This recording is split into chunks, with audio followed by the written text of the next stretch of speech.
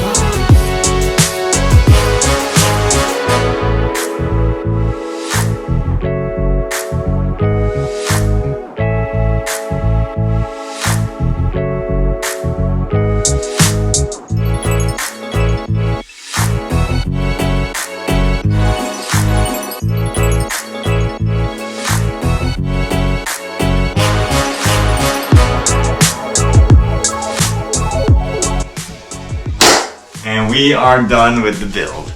Look at this. I'm pretty darn impressed, I'm not gonna lie. Pretty cool the way everything came together.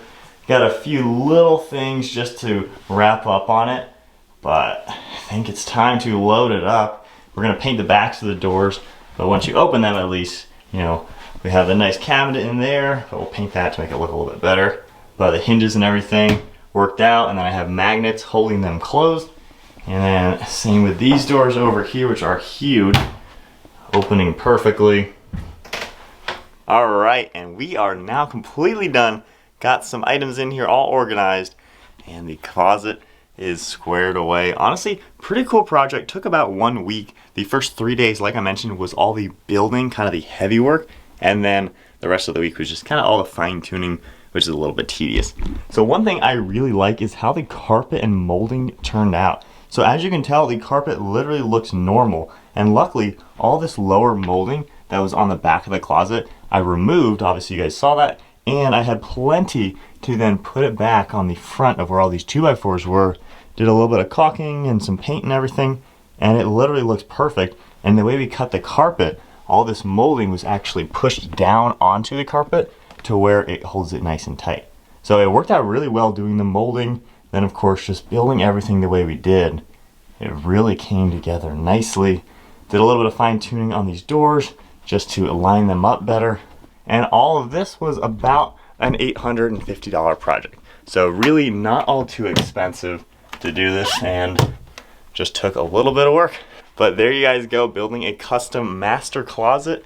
I think it came together really, really well. And I love how we integrated the IKEA dresser right in the center. It literally looks like it should have been here by chopping the legs off, doing some caulking down at the bottom along with the sides and cutting the sides off to where everything just fits perfect. So other than this, everything else was built, and it really, really came together nicely. We got basically toilet room stuff all over here, shoes there, all of my clothes, which you see on all my YouTube videos pretty much. A little extra storage is gonna be all up in there. Random stuff for both of us all here. Her stuff, dresses, and then other random stuff.